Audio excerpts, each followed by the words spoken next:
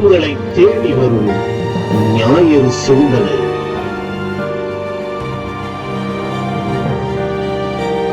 இறைவார்த்தை இல்லந்தோறும் நாளும் கேட்க உள்ளம் மாறும்.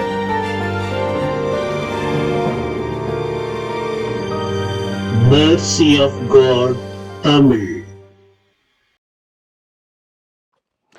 இயேசுவில் எனக்கு மிகவும் பிரியமுள்ள சகோதர சகோதரிகளே, இன்று நாம் ஆண்டவர் இயேசு கிறிஸ்துவனுடைய திருமுழுக்கு திருவிழாவை கொண்டாடுகிறோம். ஆம் அன்புக்குரியவர்களே, ஆண்டவர் இயேசு கிறிஸ்துவனுடைய திருமுழுக்கு திருவிழா கடந்த 3 வாரங்களாக நம் ஆண்டவர் இயேசு கிறிஸ்துவனுடைய பிறப்பு விழாவை கொண்டாடி அதனை சுற்றி இருக்கின்ற நடந்த நிகழ்ச்சிகளை நாம் விழாக்களாக கொண்டாடினோம். இயேசு பிறந்தது ஒரு திருவிழாவாக கொண்டாடினோம். அதன் பிறகு இயேசு வளர்ந்து அந்த குடிலிலே காட்சியளிக்கின்ற அந்த 3 ராஜாக்கள் வருகின்ற திருவிழாவை கொண்டாடினோம். அதன் பிறகு இயேசு அந்த திருக்குடும்ப திருவிழாவின் போது இயேசு வளர்ந்து 12 வயது சிறுவனாக இருக்கும் பொழுது அவர் கோவிலிலே கண்டெடுக்கப்படுவதை நாம் பார்த்தோம். இவ்வாறாக ஆண்டவர் இயேசு கிறிஸ்துவனுடைய குழந்தை பருவத்திலிருந்து 12 வயது வரை உள்ள நிகழ்வுகளை கடந்த 3 வாரங்களாக நாம் திருவிழாக்களாக கொண்டாடினோம். அன்புக்குரியவர்களே, இன்று நமது தாய் திருச்சபையானது ஆண்டவர் இயேசு கிறிஸ்துவனுடைய திருமுழுக்கு திருவிழாவை கொண்டாட அழைக்கிறது.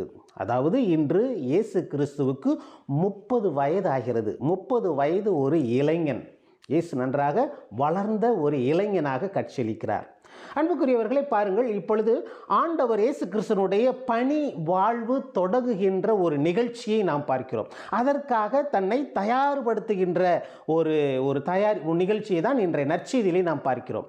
ஆண்டவர் இயேசு கிறிஸ்து தனது பணி வாழ்வுக்கு வருவதற்கு முன்பாக அவருடைய சொந்தக்காரரான திருமுழுக்கு யோவான் தனது பணியை செய்து கொண்டு இருக்கிறார்.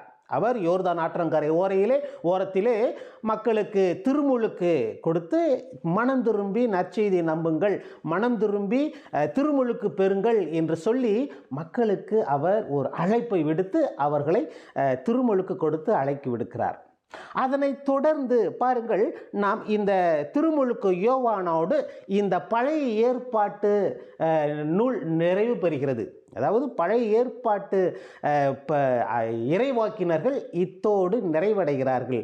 இதன் பிறகு புதிய ஏற்பாடு தொடங்குகிறது. அதாவது இயேசுனுடைய பணி வாழ்வு தொடங்குகிறது. அப்படி என்றால் இந்த திருமுழுக்கு யோவான் என்பவர் இந்த பழைய ஏற்பாட்டையும் புதிய ஏற்பாட்டையும் இணைக்கின்ற கடைசி இறைவாக்கினராக நமக்கு இருக்கிறார். திருமுழுக்கு யோவான் தான் கடைசி இறைவாக்கினர். அதுவும் இயேசு கிறிஸ்துவை முன்னிலைப்படுத்தி அவருடைய வருகையை குறித்து காட்டி அவருடைய இயேசுவை பற்றி அறிவித்த கடைசி இறைவாக்கினர் திருமுழுக்கு யோவான். அவர் பாருங்கள், அந்த காலகட்டத்திலே இயேசு மெசியா யார் என்று ஒரு ஏக்கம், அந்த மெசியாவுக்காக காத்திருந்த காலகட்டம் அது.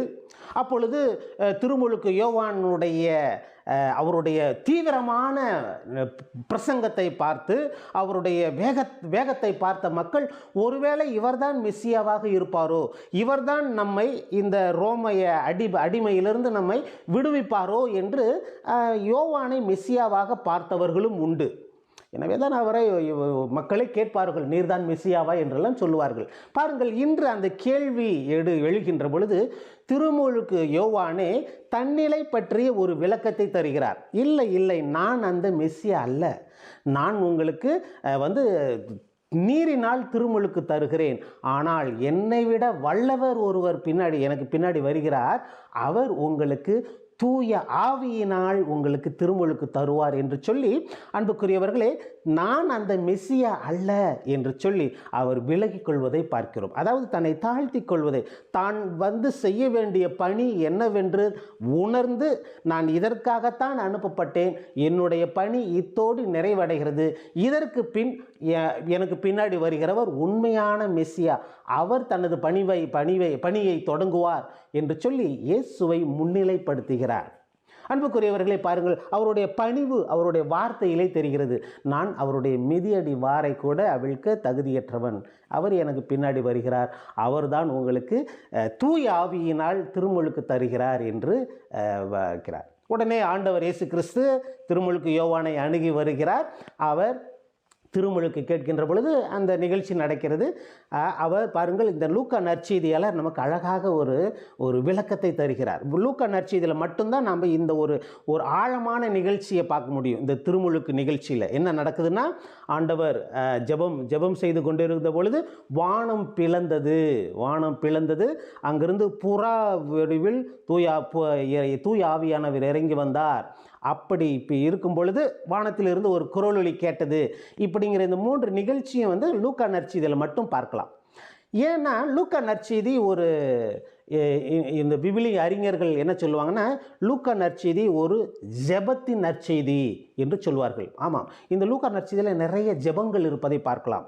அன்னை மரியாள் ஜெபித்து கொண்டு இருக்கும் பொழுது வானதூதர் அறிவிப்பாங்க.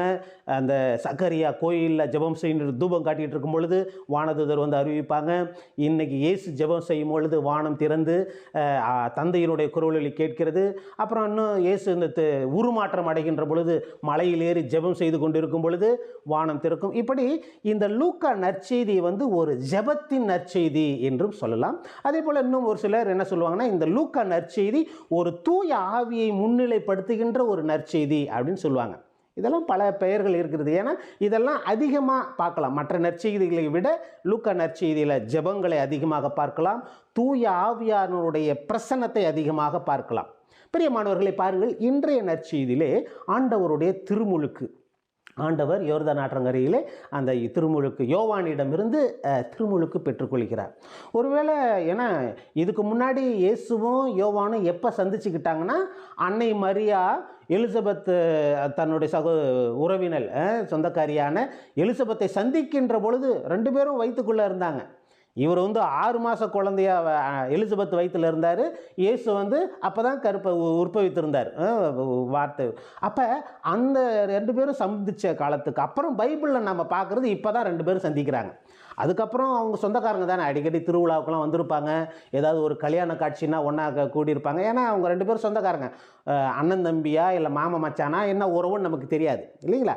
அதனால் ஏதோ ஒரு திருவிழாக்கள்லையோ ஏதோ ஒரு வீட்டு விசேஷங்கள்லையோ இல்லை மற்ற ஒரு பொது இடங்களில் 2 பேரும் எங்கேயாவது சந்தித்து இருக்க வாய்ப்பு இருக்கிறது. சின்ன குழந்தையில் 2 பேரும் ஓடி பிடிச்சி கூட விளையாண்டுருக்கலாம். திருமுழுக்கு யோவானும் இயேசுவும் குழந்தைகளில் விளையாடி கூட இருந்திருக்கலாம். ஆனால் விவிலியத்தை பொறுத்த மட்டில் 2வது சந்திப்பு இப்போ தான் நடக்கிறது. அவர்கள் சந்திக்கிறார்கள். இப்போ பாருங்க, திருமுழுக்கு யோவான் அவருக்கு திருமுழுக்கு கொடுக்கிறார். இப்போ நம்ம இந்த கேள்வி கேட்கலாம், இயேசுவுக்கு என்னத்துக்கு திருமுழுக்கு? இயேசு எதுக்கு திருமுழுக்கு வாங்கணும்? ஏன்னா இப்போ நாம் எதுக்காக திருமுழுக்கு வாங்குகிறோம்? நம்ம குழந்தைகளை நம்ம ஆலயத்தில் பிறந்த உடனே 1 மாதம் கழித்தோ 2 மாதம் கழித்தோ அந்த பெற்றோர்கள் விருப்பப்படி அந்த குழந்தைக்கு திருமுழுக்கு கொடுக்குறோம். எதற்காக கொடுக்குறோம் அப்படின்னா, நம்ம இந்த ஜென்ம பாவத்திலிருந்து ஆதி தகப்பனிடமிருந்து வந்த அந்த பாவத்திலிருந்து நம்மை கழுவி கொள்வதற்காக, நம்மையே நாம் கடவுளுடைய குழந்தைகளாக அர்ப்பணிப்பதற்காக, திருச்சபையினுடைய ஒரு அங்கத்தினராக பொறுப்பேற்றுக் கொள்வதற்காக நாம் இந்த திருமுழுக்கை வச்சிருக்கிறோம். ஆனால் இயேசுவுக்கு என்னத்துக்கு திருமுழுக்கு? அவர் என்ன பாவம் செஞ்சுருக்கிறார்? அவர் பாவியா? அவர் கடவுளுடைய மகனாக மாறணுமா? இல்லை திருச்சபையில் சேரணுமா? அவர் எந்த சபையில் சேரணுங்கிறதுக்காக திருமுழுக்கு வாங்கினார் அப்படிலாம் நம்ம கேட்கலாம். பிரியமானவர்களே பாருங்கள், இப்போ இயேசு வாழ்ந்த காலத்தில் 2 நிகழ்வுகளை பார்க்குறோம். அந்த 2 நிகழ்வுகளை இன்றைக்கி நம்ம ஒரே நிகழ்வை பண்ணுறோம். ஏன்னா இயேசு பிறந்து 8வது நாள் என்ன பண்ணிட்டாங்க, அன்னை மரியாவும் யோசேப்பும் இயேசுவை கோயிலில் கூட்டிகிட்டு போய் அவருக்கு விருத்த சேதனம் செஞ்சு அவருக்கு இயேசு அப்படிங்கிற பெயரை வச்சுட்டு வந்துடுவாங்க. அதுதான் உண்மையான அந்த காணிக்கை. குழந்தைய கோயிலில் ஒப்பு கொடுக்கறது, காணிக்கையாக கொடுக்கறது. அது அந்த யூத மக்களுடைய ஒரு வழக்கம், அது பழக்க வழக்கம். பிறந்த எந்த முதல் குழந்தையை ஆண்டவருக்கு காணிக்கையாக ஒப்பு கொடுப்பது அது காணிக்கை. அப்போ அந்த சமயத்தில் இயேசுக்கு பேர் வச்சாச்சு, இயேசுங்கிற பேர் வச்சாச்சு. இயேசு வளர்ந்துட்டார், 30 வயசு ஆயிடுச்சு. இப்போ திருமுழுக்கு பெறாரு. இதில் என்ன இருக்குது? இப்போ என்ன திருப்பி இயேசுக்கு ஞானஸ்நானம் கொடுத்து பேர் வைக்க போகிறாங்களா? இல்லை அவருக்கு ஞானத்தாகப்பெல்லாம் வைக்க போகிறாங்களா, இல்லை அவருக்கு ஒரு ரேடியோ கட்டி பந்தல் போட்டு திருவிழா கொண்டாட போகிறாங்களா, சாப்பாடு போட்டு எல்லாம் பண்ண போகிறாங்களா? இல்லை. பிரியமானவர்களே, பாருங்கள், இந்த நற்செய்தியாளர் நமக்கு ஒரு கருத்தை சொல்லுகிறார். பாருங்கள், நமது புதிய ஏற்பாட்டில் இந்த எபிரேயருக்கு எழுதிய நூல்களில் பார்க்கின்ற பொழுது அந்த வார்த்தை சொல்லுகிறது, ஆண்டவர் இயேசு நமது பாவங்களை அவர் மேல் சுமந்து கொண்டார் என்று இருக்கிறது. ஆண்டவருடைய வார்த்தை இவ்வாறு சொல்லுகிறது, ஆண்டவர் இயேசு கிறிஸ்து நம் பாவங்களை தன் தோள்களில் சுமந்தார் என்று இருக்கிறது. ஆம் பிரியமானவர்களே, அப்படி நம்முடைய பாவங்களை, இந்த உலக மக்களுடைய பாவங்களை தன் தோளின் மீது சுமந்து கொள்கின்ற அந்த இயேசு கிறிஸ்து இந்த திருமுழுக்கின் வழியாக நம்மையெல்லாம் பரிசுத்தவான்களாக மாற்றிக்கொள்ள இந்த திருமுழுக்கு நிகழ்ச்சியானது நடக்கிறது. பாருங்கள், அதாவது அவர் அந்த பணியை, தனது மீட்பு பணியை உண்மையாக தொடங்க போகிறார். இது வரைக்கும் பெற்றோர்களோடு தங்கியிருந்தார், பணியை செய்து கொண்டிருந்தார், வீட்டு வேலைகளை பார்த்து கொண்டிருந்தார். இப்போ 30 வயது ஆன ஒரு குறிப்பிட்ட வயதுக்கு வந்த பிறகு அவர் கடவுளுடைய பணியை தேர்ந்தெடுத்து நான் சிறப்பாக செய்ய போகிறேன் என்று அந்த பணியை முன்னிலைப்படுத்தி அவர் வருகின்ற பொழுது இந்த திருமுழுக்கு நடக்கிறது. இப்போ இந்த திருமுழுக்கில் நடக்கிற நிகழ்வுகளை பார்க்கின்ற பொழுது பாருங்கள், வானம் திறந்தது. வானம் திறந்து வானத்திலிருந்து ஒரு குரலொலி கேட்குது. அதுக்கு முன்னாடி அந்த புறா வடிவிலான அந்த தூய ஆவியானவருடைய இரக்கம். பிரியமானவர்களை, பாருங்கள், இங்கு அந்த மூவொரு தேவனுடைய கடவுளுடைய பிரசன்னத்தை பார்க்கிறோம்.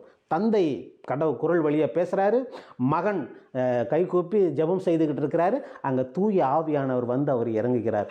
இந்த மூவொரு கடவுளுடைய பிரசன்னத்தை இந்த இடத்துல பார்க்கிறோம். அது இல்லாமல் இயேசு இந்த இடத்துல ஜெபம் செய்து கொண்டு இருக்கிறார். கண்ணை மூடி இறுக்கமாக அப்படியே அழகாக ஜெபம் செய்து கொண்டு இருக்கும் பொழுது வானம் திறக்கிறது. அங்கு கடவுளுடைய குரலொலி கேட்கிறது. தூய ஆவியானவர் வந்து நம் மீது இறங்குகிறார் என்பதை நமக்கு வலியுறுத்துகிறது. பிரியமானவர்களே, நாமும் கூட நமது உள்ள கதவை நாம் தாளிட்டு உள்ளத்திலிருந்து ஆண்டவரை நோக்கி கூப்பிடுகின்ற பொழுது வானம் நமக்காக திறக்கப்படுகிறது. ஆண்டவருடைய குரலொலி நமக்கு கேட்கும். ஆண்டவருடைய ஆவியை நாம் பெற்றுக்கொள்வோம் என்பதை இந்த நற்செய்தி வழியாக நாம் அறிந்து கொள்ளலாம். நாமும் நம்முடைய ஜெபங்கள் எப்படிப்பட்ட ஜெபங்களாக இருக்கிறது? நம்முடைய ஜெபங்கள் நமது உள்ளத்திலிருந்து வருகின்ற ஒரு ஜெபமாக இருக்கிறதா? நமது ஜெபங்கள் உண்மையாலுமே தூய ஆவியானவரை நம்மை அழைக்கின்ற ஒரு ஜெபமாக இருக்கிறதா?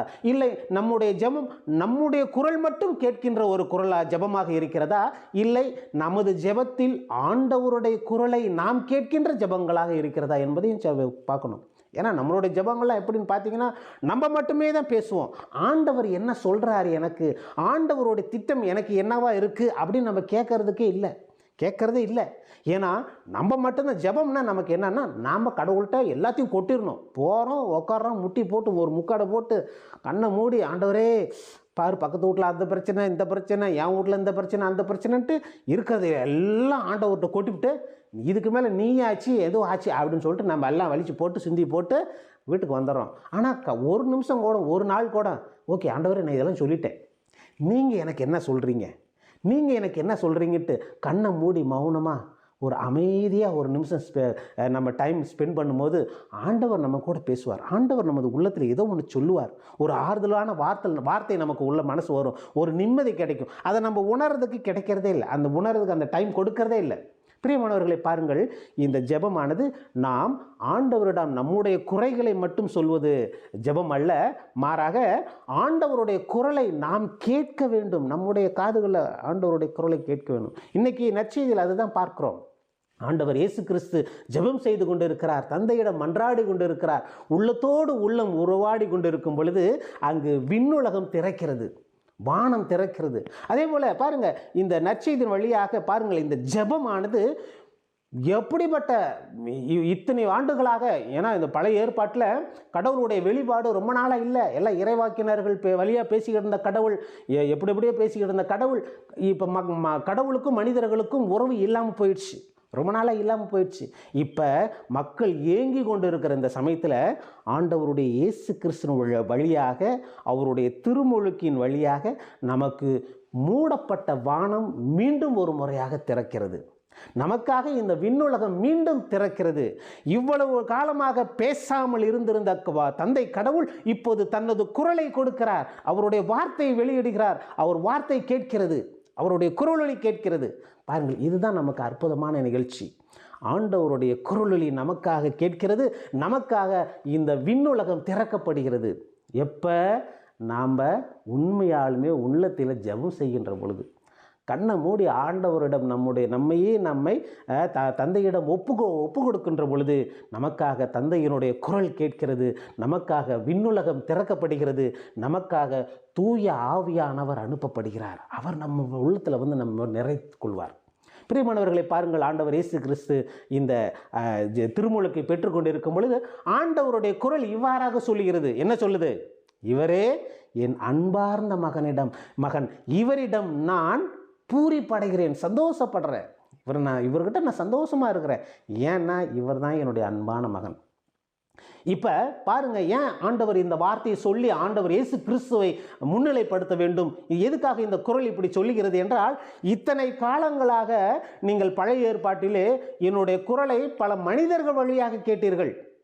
மோசே உங்களை வழி நடத்தியிருக்கிறாரு, இறைவாக்கினர்கள் உங்களை நடத்திருக்கிறாங்க, குருக்கள் உங்களை வழி நடத்திருக்கிறாங்க, நீதிபதிகள் உங்களை வழி நடத்திருக்கிறாங்க, அரசர்கள் உங்களை ஆண்டு இருக்கிறார்கள், எத்தனையோ நல்ல மனிதர்கள் வழியாக நீங்கள் என்னுடைய குரலை கேட்டீர்கள். ஆனால் இன்றிலிருந்து என்னுடைய குரலை என்னுடைய மகன் வழியாக டைரக்டாக நேருக்கு நேராக கேட்க போகிறீங்க. இதுக்கு மேலே என்னுடைய மகன் இயேசு பேசுகிறதெல்லாம் என்னுடைய வார்த்தை, நான் தான் என் மகன் வழியாக பேச போகிறேன் அப்படின்னு சொல்லி இயேசுவினுடைய கடவுளுடைய குரலை இயேசுவின் குரலின் வழியாக நாம் கேட்க நமக்கு இந்த வாய்ப்பு கிடைக்கிறது. பிரியமானவர்களே, இத்தனை காலமாக நான் இறைவாக்கினர் வழியாக பேசினேன், இடி மின்னல்கள் வழியாக பேசினேன், மேக தூண்கள் வழியாக பேசினேன், நெருப்பு வழியாக பேசினேன், எரிகின்ற முட்புதரிலிருந்து பேசினேன், இன்னும் காற்று மழை வழியாக புயல், இப்படியெல்லாம் பேசிக்கிட்டு இருந்த கடவுள் இன்னையிலிருந்து எப்படி பேச போகிறேன்னா, என்னுடைய மகன் வழியாக, இவர் வழியாக நான் இனிமேல் பேச போகிறேன். இவரை கேளுங்க, இவர்கிட்ட தான் நான் சந்தோஷமாக இருக்கேன். என்னுடைய மகிழ்ச்சி, என்னுடைய சந்தோஷம் இதோ என்னுடைய மகன் இயேசு கிறிஸ்து என்று சொல்லி ஆண்டவர் நமக்கு தன்னுடைய மகனை வெளிப்படுத்துகின்ற இந்த புனித நன்னாள். அன்புக்குரியவர்களே, இந்த திருமுழுக்கின் வழியாக ஆண்டவர் பெற்றுக்கொண்ட இந்த திருமுழுக்கின் வழியாக நம்முடைய பாவங்களை சுமந்த இயேசு நம்மையும் தூய்மைப்படுத்துகிறார், நம்முடைய பாவங்களை கழுவுகிறார். இதைவிட இன்னும் ஒரு திருமுழுக்கு இருக்கிறது. அதைத்தான் நம்ம இந்த நற்செய்தியில் ஆழமாக பார்க்க வேண்டியும். இது தண்ணியை ஊற்றி கழுவி அப்படியே பாவத்தை போக்கிக்கிற இதைவிட இன்னும் முக்கியமான ஒரு திருமுழுக்கு இருக்கிறது. அது என்ன என்றனா, சிலுவையில் ஆண்டவர் இயேசு கிறிஸ்து தனது ரத்தத்தை சிந்தி அந்த இரத்தத்தினாலே நம்மை கழுவ இருக்கிறார். அந்த இரத்தத்தினாலே நாம் எல்லாம் பரிசுத்தவான்களாக மீட்பு பெறுகின்ற ஒரு மக்கள் இனமாக மாறி இருக்கிறோம். எனவே தான் பிரியமானவர்களே, அந்த தூய ஆவியானவர் இறங்கி வருகின்ற பொழுது அந்த தூய ஆவியானவருடைய அக்கினி நெருப்பினாலே நாம் சுட்டரிக்கப்படும் பொழுது நாம் தூய்மையானவர்களாக, சுத்தம் செய்யப்பட்ட தங்கங்களாக, ஒரு அழகான பொருள்களாக நாம் மாறி குழந்தைகளாக ஆண்டவர் முன்பாக நாம் இருப்போம். எனவே பிரியமானவர்களே, இந்த திருமுழுக்கு, ஆண்டவருடைய திருமுழுக்கு நம்முடைய திருமுழுக்கு நாள்களை நினைவுபடுத்துகிறது. ஆமாம், நம்ம முக்கால்வாசி பேர் நம்மெல்லாம் குழந்தைகளிலேயே, சிறு வயதிலேயே குழந்தைகளிலேயே திருமுழுக்கு பெற்று இருப்போம். என்னையெல்லாம் பிறந்த ஒரு 2 வாரத்தில், பிறந்த 2வது வாரம் 14 நாள் கழித்து அன்னைக்கு பாஸ்கா இரவு திருப்பலி, பாஸ்கா இயேசு உயிர்க்கின்ற இரவு திருப்பலியில் எங்கள் அம்மா என்னையெல்லாம் தூக்கிட்டு போய் நான் கோக்குலன்னு கத்தி விடிய பூசை பார்க்க விடாமல், சாமியாரையும் பூசை வைக்க விடாமல், நான் பூசை ஃபுல்லாக லபான்னு கத்தி கோயிலே அமக்களம் பண்ணி இந்த பேரை வாங்கிட்டு வந்திருக்கிறேன், சேசுராஜ் அப்படின்ட்டு ஒரு பேரை வாங்கி நானும் அந்த பிறந்த 2 வாரங்கள் கழித்து நானும் திருமுழுக்கு பெற்றேன். அது மாதிரி நம்மெல்லாம் நம்முடைய திருமுழுக்கு நாள்களை நினைத்து பார்க்கணும்னா குழந்தையில் வாங்கியிருப்போம். ஆனால் பாருங்கள் பிரியமானவர்களே, நம்முடைய அந்த திருமுழுக்கு வாழ்வு நம்மை நீரினாலே சுத்தம் செய்யப்பட்ட ஒரு தருணம். நமக்கு இப்போ ஞான பெற்றோர்கள் இருந்திருப்பார்கள், நம்முடைய பெற்றோர்கள் நம்மை சுற்றி இருந்திருப்பார்கள், நம்முடைய உறவினர்கள் நம்மோடு இருந்திருப்பார்கள். அதெல்லாம் நம்மை ஆன்ம காரியத்திலே நம்மை தயாரிக்கின்ற, நமக்கு உதவி செய்கின்ற ஒரு தருணமாக இருந்தது. பிரியமானவர்களே, ஆம், நம்முடைய திருமுழுக்கு நம்மை கடவுளினுடைய பணிக்காக நம்மை தயார் செய்கின்ற ஒரு திருச்சடங்கு.